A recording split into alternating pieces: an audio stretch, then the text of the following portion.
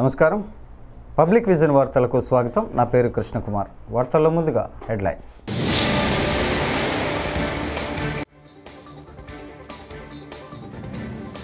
Headlines repeated third time. ప్రపంచం మొత్తం భారతదేశ శక్తిని చూస్తోంది. ప్రధాని నరేంద్ర మోడీ.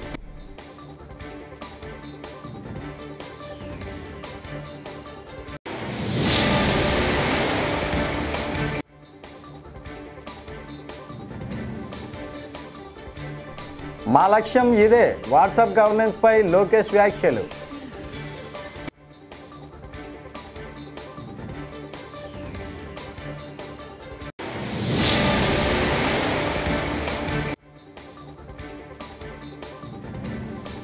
యాదగిరిగుట్ట లక్ష్మీనరసింహస్వామిని దర్శించుకున్న మిస్ యూనివర్స్ విక్టోరియా.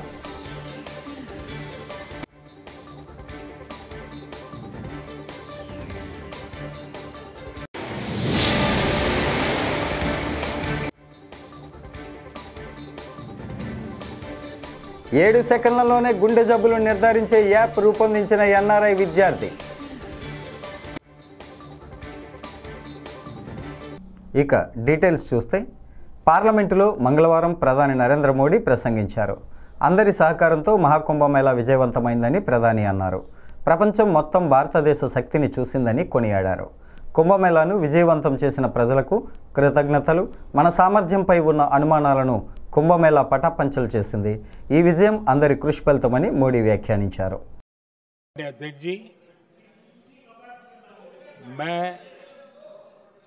प्रयागराज में हुए महाकुंभ पर वक्तव्य देने के लिए उपस्थित हुआ हूं।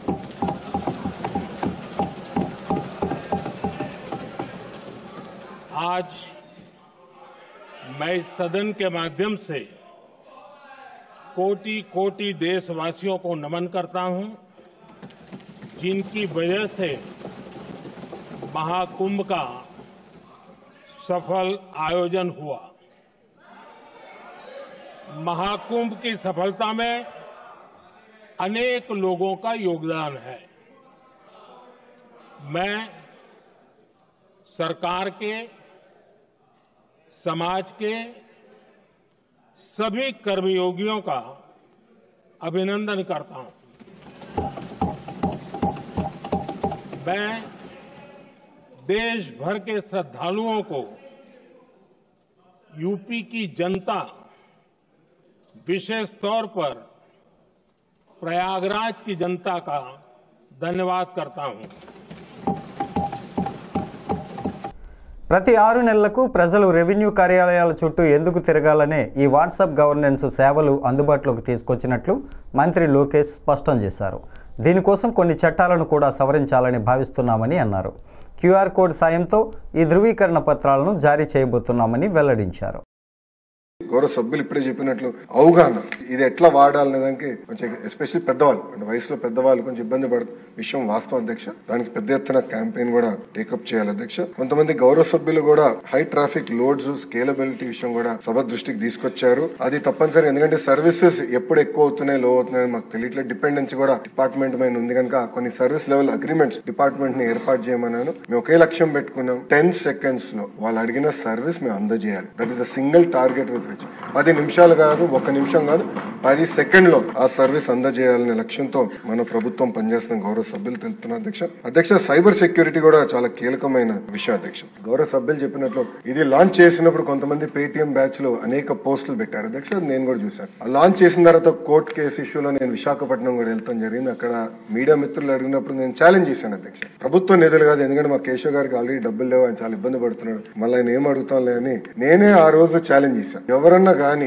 ఇది హ్యాక్ అయిందని నిరూపించగలిగితే, అంటే వాట్సాప్ పైన ప్లాట్ఫామ్ హ్యాక్ అయింది నిరూపించగలిగితే నేను స్వయంగా నా డబ్బులు 10 కోట్ల రూపాయలు ఇస్తానని ఛాలెంజ్ చేశాను అధ్యక్ష. అక్కడి నుంచి ఇప్పటికీ సౌండ్ రాలేదు. దాని తర్వాత నో సౌండ్. దీని గురించి మాడతాం మానేశారు. బహుశా వాళ్ళు కూడా సర్టిఫికేట్లు తీసుకున్నారు నేను అనుకుంటున్నాను అధ్యక్ష. అంటే మాజీ ముఖ్యమంత్రి గారు ఫోన్ లేదన్నారు, కేశవ్ గారు టెక్నాలజీ ఇస్తున్నారు కదా, ఫోన్ కొనిచ్చి వాట్సాప్ ఇన్స్టాల్ చేసి పంపిస్తే ఆయన కూడా నేర్చుకుంటారు వాట్సాప్ గవర్నెన్స్ గురించి నేను బలంగా నమ్ముతున్నాను అధ్యక్ష. దాంతో పాటు అధ్యక్ష, మనం ఎక్కడ పర్సనల్ డేటా అనేది ఈ ప్లాట్ఫామ్ లో మేము ఎక్కడ మెయింటైన్ చేయట్లేదు. డేటా అనేది ప్రభుత్వం దగ్గర ఉంటుంది. ఇది రోడ్ మాత్రమే, and road encrypted road. So ఎవరు దీన్ని హ్యాక్ చేసడానికి అవకాశం ఉండదు. This an encrypted road. YSR Congress party అధినేత మాజీ సీఎం వైఎస్ జగన్మోహన్ రెడ్డి బాపట్ల జిల్లా మేదరమట్ల పర్యటనలో భాగంగా ఎంపీ వైవి సుబ్బారెడ్డి తల్లి పిచ్చమ్మ పార్థివ దేహానికి నివాళులర్పించారు. వైవి సుబ్బారెడ్డి కుటుంబ సభ్యులను పరామర్శించారు. అనారోగ్యంతో పాటు వయోభారంతో బాధపడుతున్న ఎంపీ వైవి సుబ్బారెడ్డి తల్లి ఎర్రం పిచ్చమ్మ సోమవారం కన్నుమూశారు. పిచ్చమ్మ మృతిపై వైఎస్ జగన్ దిగ్భ్రాంతి వ్యక్తం చేశారు.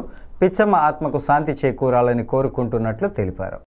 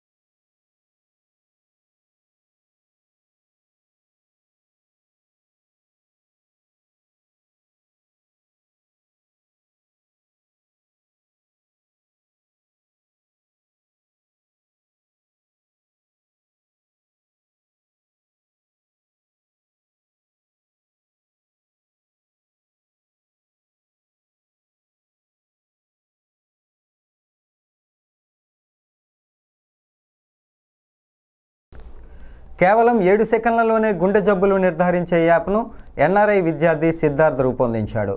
అనంతపురానికి చెందిన ఎన్ఆర్ఐ విద్యార్థి సిద్ధార్థ్ నంద్యాలలో సీఎం చంద్రబాబును సోమవారం నాడు కలిశాడు. ఏఐ సాయంతో సిర్కాడియావి యాప్ను 14 ఏళ్ల సిద్ధార్థ్ రూపొందించాడు. స్మార్ట్ ఫోన్ ద్వారా ఈ యాప్ ఉపయోగించి గుంటూరు జీజీహెచ్లో రోగులకు పరీక్షలు నిర్వహించారు. దీంతో సిద్ధార్థ్ను సీఎం చంద్రబాబు ప్రశంసించారు.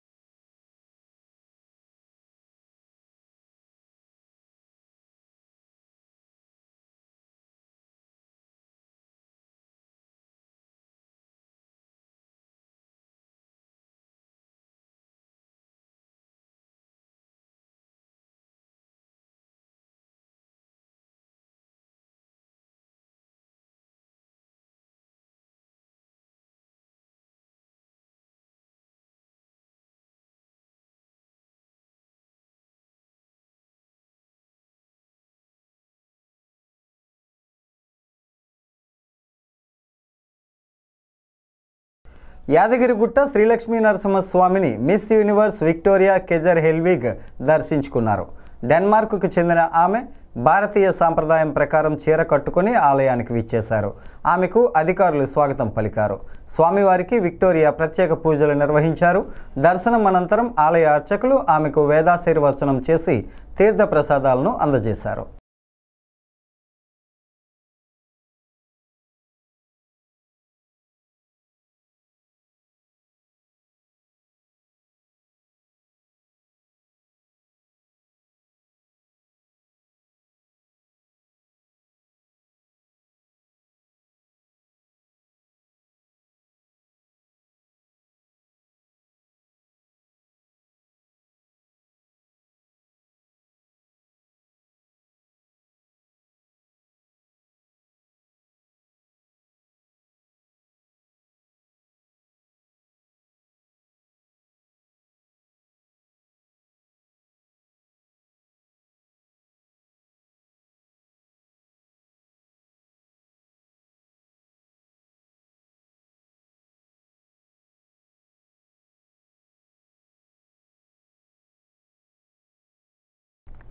కాంగ్రెస్ నేత సోనియా గాంధీ ఇవాళ రాజ్యసభలో మాట్లాడారు.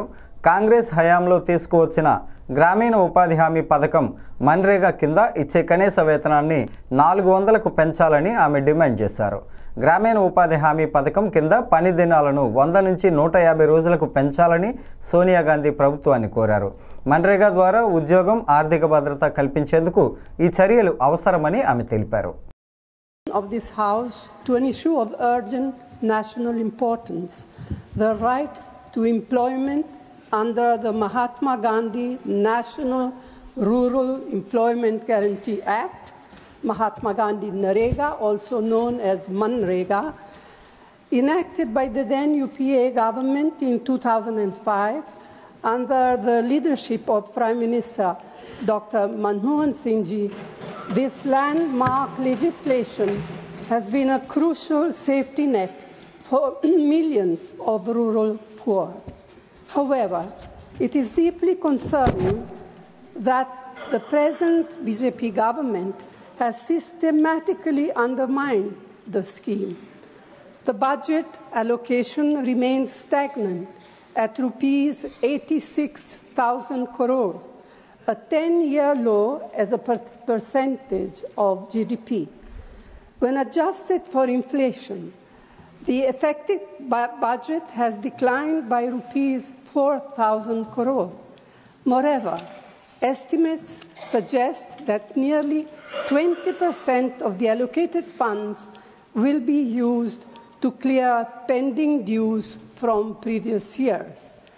Additionally, the scheme faces multiple challenges, including the exclusionary Aadhaar-based payment system and the National Mobile Monitoring System, persistent delays in wage payments, and wage rates not adequate to compensate for inflation. In light of these pressing concerns, the Congress Party demands the following. 1. Adequate financial provisions to sustain and expand the scheme. 2. An increase in the minimum wage of rupees 400 per day. 3. Timely disbursement of wages. 4. The removal of mandatory ABPS and NMMS requirements. 5. An increase in the number of guaranteed work days from 100 to 150 per year. These measures, sir, are essential to ensure that Mahatma Gandhi Narega provides dignified employment and financial security. Thank you. పాముకాటుకు గురై ఆసుపత్రిలో చికిత్స పొందుతూనే 10వ తరగతి పరీక్ష రాశాడు ఓ విద్యార్థి. తూర్పుగోదావరి జిల్లా శ్రీకృష్ణపట్నానికి చెందిన వై నిస్సి అనపర్తి మండలం లక్ష్మీనరసాపురంలోని అంబేద్కర్ గురుకుల పాఠశాలలో చదువుకుంటూ ఉన్నాడు. 10వ తరగతి పరీక్షల నేపథ్యంలో ఓ చెట్టు కింద కూర్చొని చదువుకుంటున్న సమయంలో రాయి కింద వేలు దూర్చగా ఏదో కుట్టినట్లు అనిపించిందని చెప్పాడు. రాయి పక్కకు తీసి చూడగా తాచుపాము పిల్ల కనిపించిందన్నాడు. వెంటనే తనను ఉపాధ్యాయులు అనపర్తి ప్రభుత్వ ఏరియా ఆసుపత్రికి తరలించినట్లు చెప్పాడు. ఇవాళ 10వ తరగతి పరీక్షలు ప్రారంభం కావడంతో ఆసుపత్రి నుంచే వెళ్లి అతడు పరీక్ష రాశాడు. నా పేరు నిశ్చయం. మా ఊరి పేరు శ్రీకృష్ణపట్నం. మా మండలం రాజనగరం మండలం. నేను హాస్టల్లో చదువుకున్నప్పుడు స్టడీలో రాయి కింద ఏలాడితే ఏలి మీద పాము కరిచిందండి, తాచుపాము. అయితే సార్లు అందరూ హాస్పిటల్ తీసుకెళ్ళి ట్రీట్మెంట్ చేయించారండి. మళ్ళీ ఈ రోజు నాడే వచ్చి ఎగ్జామ్ రాసి మళ్ళీ ట్రీట్మెంట్ తీసుకుంటే కదా. మాది రాజనగరం, తూర్పుగోదావరి జిల్లా అండి. మాది రాజనగరం మండలం, శ్రీకృష్ణపట్నం అనే గ్రామం అండి మాది. అయితే మా అబ్బాయిని హాస్టల్లో చేర్చామండి. మొన్న శనివారం సాయంత్రం వేళలో క్లాస్ జరిగే సమయంలో చేయి పెట్టాడంటే కిందండి అక్కడ రాయి ఉందంట. రాయి పక్కన ఉందంటే తాచుపాము కుర్రోడిని అనుకున్న సమయంలో కరిచిందండి. కత్తిలోకి ప్రిన్సిపల్ సార్ గారు, అక్కడ ఉన్న స్టాఫ్ అంతా కూడా సార్లు అలర్ట్గా ఉండి సార్లు తీసుకెళ్ళండి, హాస్పిటల్ తీసుకెళ్ళండి, ట్రీట్మెంట్ చేయించారండి. నిన్న మొన్న కూడా ట్రీట్మెంట్ జరిగిందండి. ఈ రోజు అయితే ఎగ్జామ్స్ అని కావాలని తీసుకొచ్చారండి. సార్లు గవర్నమెంట్ డాక్టర్లు అయితే పంపించారండి. ఈ రోజు అయితే అనుకూలంగా ఎగ్జామ్ రాసాడండి అబ్బాయి. మళ్ళీ ట్రీట్మెంట్ కోసం హాస్పిటల్కి తీసుకెళ్తున్నామండి. రీఛార్జ్ అయితే ఎప్పుడు చేస్తారని చెప్పలేదండి సార్, డాక్టర్ చెప్పలేదండి. మరి ఎప్పుడు పంపిస్తారో కూడా తెలియదండి. మరి మాకు ఆరోగ్యం అయితే కొంచెం పర్లేదు, దేవుడి దయ వల్ల బాగానే ఉందండి. అయితే సార్లు అందరూ కూడా ఒక తల్లిదండ్రులాగా ఆదరించండి, చాలా బాగా ట్రీట్మెంట్ చేయించారండి. మెయిన్ ఏంటంటే ప్రధానం దేవుడే కాపుదలండి మాకు. కర్నూలు నగరంలో ఉన్న ఉమర్ అరబిక్ పాఠశాలను ఎయిడెడ్గా కొనసాగించాలని అవాజ్ ఎస్ఎఫ్ఐ కర్నూలు నగర కమిటీలు డిమాండ్ చేశాయి. మంగళవారం అవాజ్ నగర అధ్యక్ష కార్యదర్శులు ఇక్బాల్, షరీఫ్, ఎస్ఎఫ్ఐ నగర అధ్యక్షులు కార్యదర్శులు అబూబక్కర్, సాయి, ఉదయ్ మాట్లాడారు. ఎన్నో ఏళ్ల చరిత్ర కలిగిన ఉమర్ అరబిక్ పాఠశాలను ప్రైవేటీకరణ చేయడాన్ని విరమించుకోవాలని, పేద విద్యార్థులు చదువుకోవడం కోసం ఈ పాఠశాలను ఏర్పాటు చేశారని అన్నారు. పూర్వకాలంలో ఉస్మానియా కాలేజు, అరబీ కాలేజు, తర్వాత ఉమ్మడి హై స్కూల్ 3 దాతల సహకారంతో ఇంకా కర్నూలు దాతలే కాదు, హైదరాబాద్, చెన్నై, తర్వాత బెంగళూరు నుంచి వాళ్ళ మూడు దాతలు సహకారం తీసుకుని ఆ బిల్డింగ్ కట్టించి ముస్లిమ్స్ ఒక సంస్థగా ఏర్పాటు చేసి అన్ని కులమతాలకు విద్య లభించేట్లు చేయడం జరిగింది. రాబో కాలక్రమంలో ఉస్మానియా కాలేజ్ వాళ్ళు తమ ఏం చేసుకున్నారు కానీ అది ఓన్గా చేసుకున్నారు. ఓన్గా చేసుకుని ఇది కార్పొరేట్ కాలేజీ మీద తయారైపోయింది. తర్వాత ఇప్పుడు కమిటీ ఎంపీ కాలేజీ, తర్వాత ఉమ్మడి హై స్కూల్, ఇక్కడ కూడా కమిటీ వాళ్ళు ఏం జరుగుతుంది ఏమనేది చెప్పడం లేదు. కానీ మొన్ననే బోర్డు చైర్మన్ గారు అజీజ్ గారు వచ్చి ఇక్కడ నారాయణ కాలేజీ ఫీల్డ్కు తీసుకొచ్చి ఇక్కడంతా చూపించడం జరిగింది. అది రాబో కాలంలో నారాయణ స్కూల్కు కట్టబెట్టడానికి ప్రయత్నం జరుగుతుందని ఒక వార్త వచ్చింది. ఇదే సందర్భంగా అందరూ ఎన్నికల కమిటీ మెంబర్స్ అందరికీ ఇది